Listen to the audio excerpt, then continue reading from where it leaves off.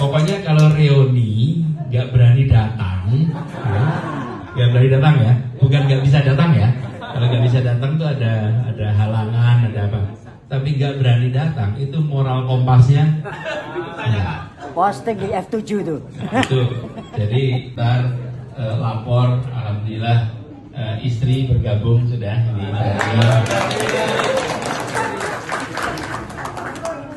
Dari psikologi 89.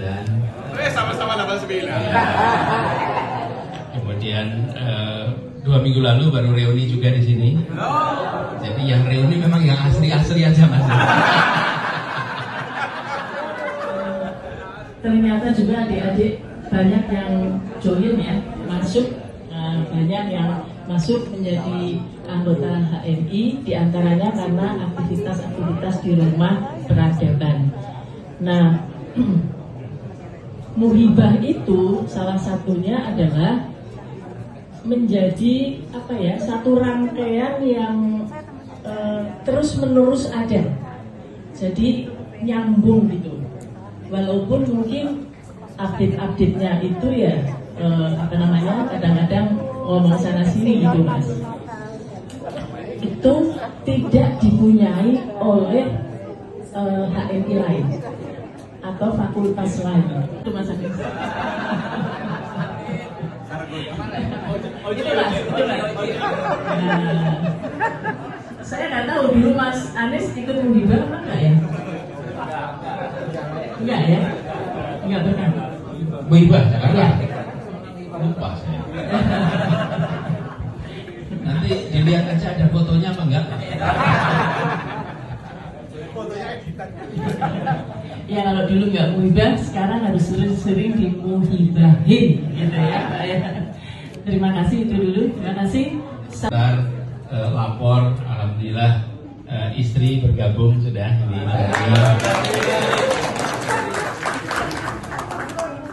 Dari psikologi 89. Sama-sama 89. Ya.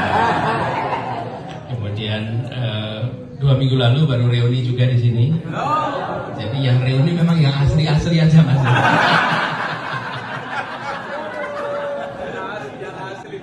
Ya. Sama kebetulan anak-anak kami ada satu yang ikut, ini Ismail yang bungsu, boleh berdiri semua. Kami 4, kemudian Ismail ini bungsu SMA, jadi SMA-nya kelas 10. Kelas 10 jadi kalau dulu kelas Kelas 2 SMA. Kelas 1 SMA dan ini menuju ujung ke kelas 2. Itu aja untuk sekedar lapor bahwa Mas Anies dulu padahal kata Mas Sahrir dulu didorong di kereta masih bayi. nah itu saya tadi ketika ketemu beliau tuh langsung bilang, saya itu lihat kamu masih kecil, masih bayi, dan itu memang saya ingat sekali karena rumah kami di Taman Juwono itu hanya kira-kira 70 meter dari Dagen. Jadi memang sehari-hari aktivis HMI itu banyak di rumah, ya banyak di rumah dan sering ngobrol, sering makan Pak. Ya itu dia, saya menerusin, sering makan gitu. Numpang makan. Sering numpang makan. Jadi rumah dulu itu ada pintu depan sama ada garasi. Nah yang garasi itu langsung masuk ke belakang. Nah kalau ke belakang itu, di belakang itulah meja makan dan dapur. Jadi rombongan masa itu kalau masuk tidak lewat depan, tapi langsung lewat samping, langsung ke tempat makan, dapur. Tidak ketahuan datangnya, tidak ketahuan pulangnya, hanya terlihat stoknya berkurang. Jadi, alhamdulillah nyambung tadi, mudah-mudahan Pak Sahrir panjang umur. Nah, terus karena ini angkatan 63. 63, jadi terbayang tidak kita ini angkatan 60? Belum direncanakan, belum direncanakan. 26 Jadi, tahun. monggo diteruskan. Saya cuma lapor aja sudah ada istri. Tolong dibatasi joknya.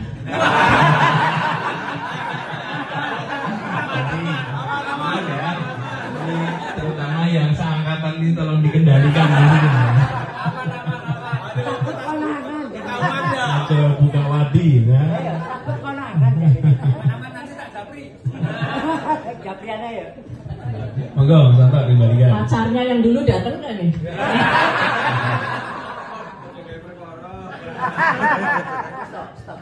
Stop. Angkatan 89 itu jadi saksi soal Mas Anies. Termasuk dulu juga sudah tahu Mbak Ferry, gitu ya. Sehingga insya Allah aman Mas Anies. Iya, ada anak juga. Kalau saya ya aman Bu, karena saya dulu outward looking. Jadi beberapa teman yang inward looking itu karena nggak berani outward looking. Ya, sehingga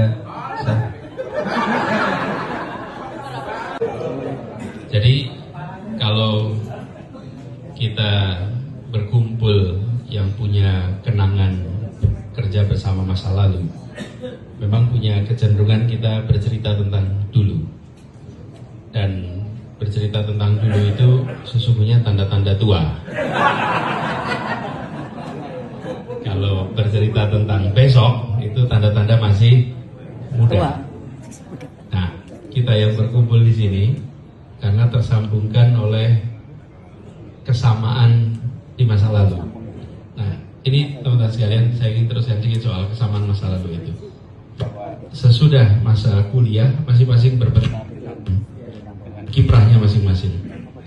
Tapi yang membedakan mereka yang pernah bergerak di dalam sebuah organisasi AMI, pernah punya cita-cita, pernah punya idealisme, dan itu selama bertahun-tahun dirawat, digembleng, diuji, apalagi yang eranya 85 ke atas.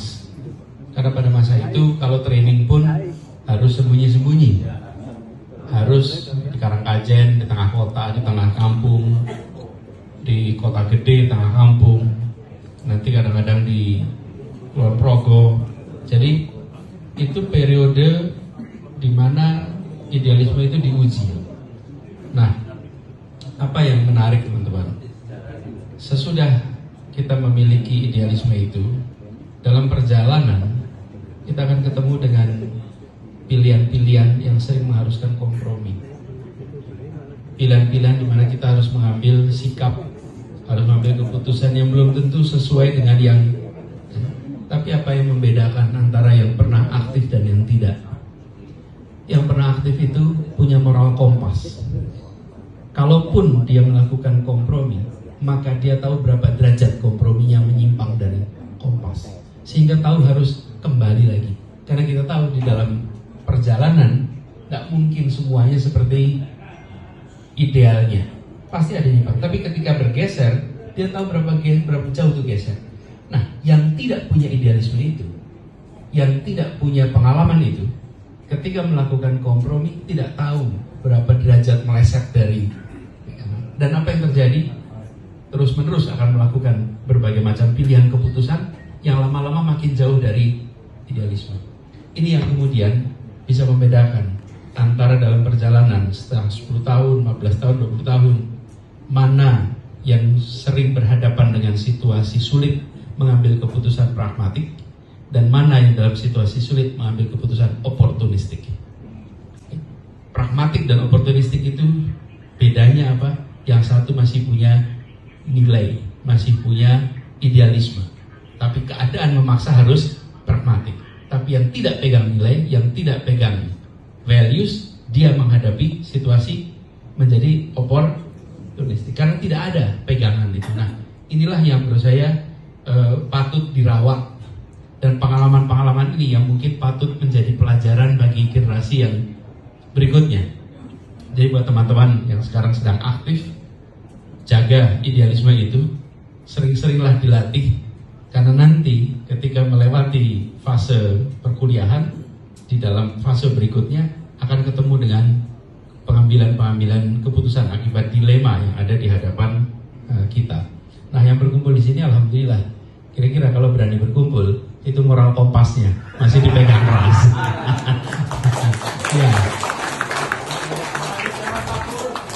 Pokoknya kalau reuni nggak berani datang, nggak berani datang ya, bukan nggak bisa datang ya. Kalau nggak bisa datang tuh ada halangan, ada apa? tapi nggak berani datang, itu moral kompasnya Posting di F7 tuh. itu.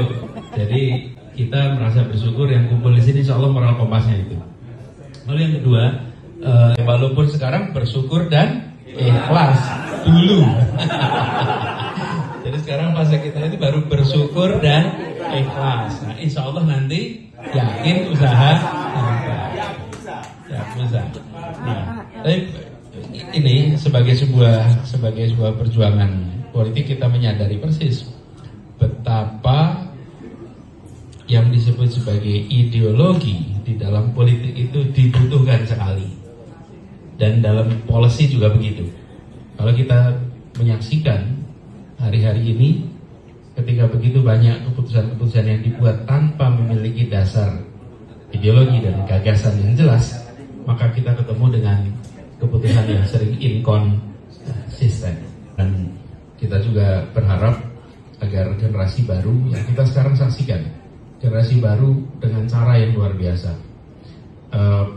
Dari perjuangan kemarin ini ada sekelompok anak muda, ya, anak-anak usia kuliahan ini, ya post Z mungkin.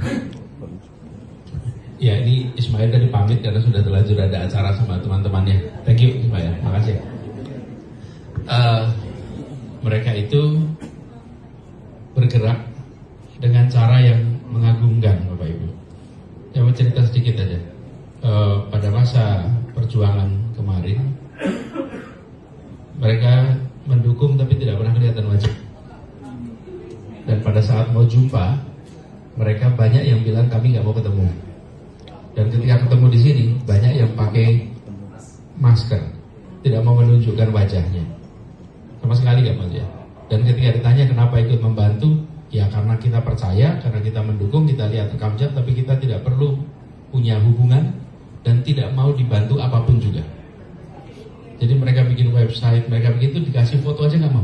Kami cari sendiri, sama sekali tidak mau ada kaitan. Kita ketemu generasi baru. Setelah selesai itu, mereka membentuk Humanis. Dan Humanis itu masih bergerak sampai sekarang. Yang dalam 1 jam 120 juta itu tertutup langsung. Jadi anak-anak ini. Terus ketika saya ketemu, saya tanya, itu kalian 120 juta itu rata-rata penyumbangnya berapa per orangnya? Rata-rata. Jawabannya 10.000 sampai 50.000. Bisa dibayangkan ribuan orang di belakangnya.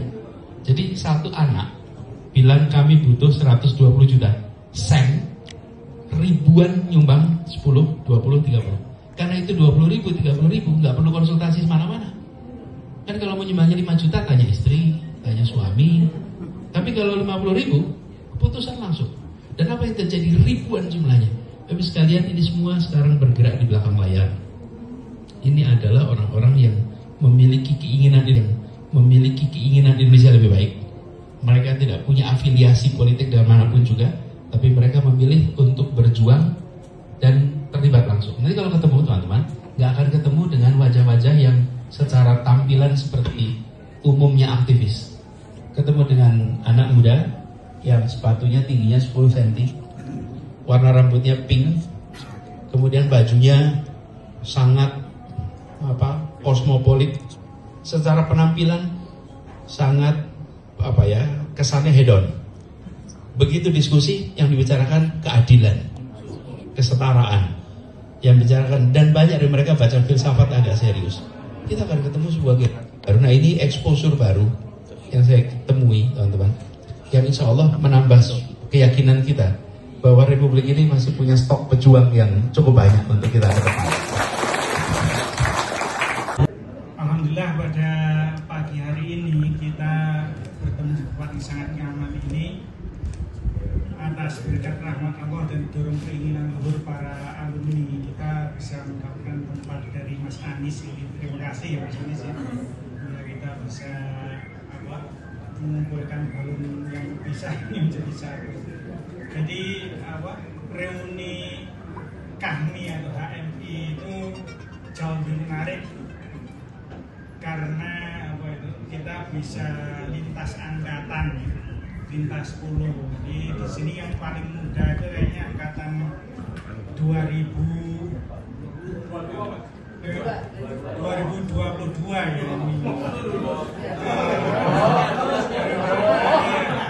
Ini sewa Dio ini. Salaman ya, salaman. Dan yang paling tua ini kayaknya Mas Syahrir ini.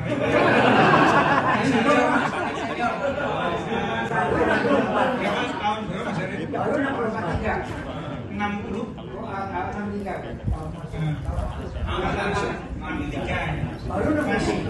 Mas Anwar Zahawi tahun berapa Mas Anwar?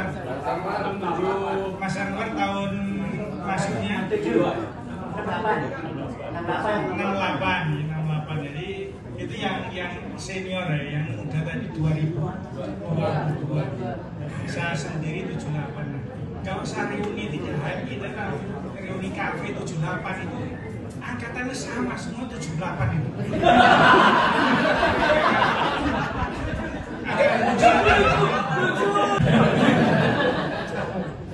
Giar Marya gitu, Giar Marha itu namanya, ada budaya balas dendam. Jadi di sana itu, terutama di suku-suku yang di pegunungan, yang tradisional gitu ya, itu masih ada itu karena juga ada dalam kanun. Kanun itu adalah hukum adat, tapi saya khawatir itu dia menerjemahkan ayat Al-Quran yang tentang kisos secara salah.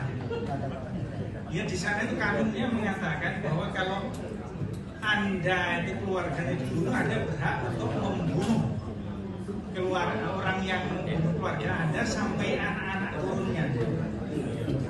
Nah itu membuat kehidupan masyarakat di sana itu penuh ketakutan. Sampai dengan detik ini, itu banyak keluarga itu yang anaknya itu tidak bisa sekolah di luar. Tapi kalau dia punya harta, dia ngundang guru ngaji, ngundang guru les itu ke rumahnya. Dia mungkin bisa hampir ke rumah peradaban. Harus. Rumah peradaban itu keren. Ya, kalau nanti mungkin kita datang.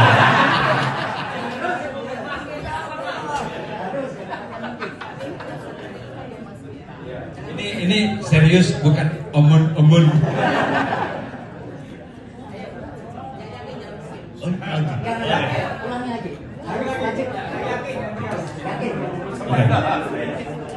Mas Anies, kami mengundang panjenengan ke rumah peradaban. Kami berharap nanti bisa berdiskusi dan juga saling sharing di rumah peradaban dengan Mas Anies. Harapannya teman-teman juga bisa mendapatkan ilmu dan juga suatu perspektif yang baru, dan harapannya bisa semakin semangat gitu HMI. Jadi kami sangat berharap dan ya Mas Anies bisa datang ke rumah peradaban.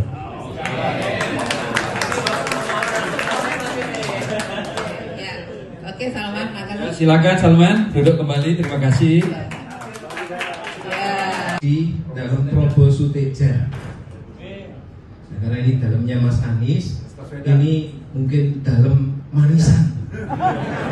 Mas Anisan, dalam manisan.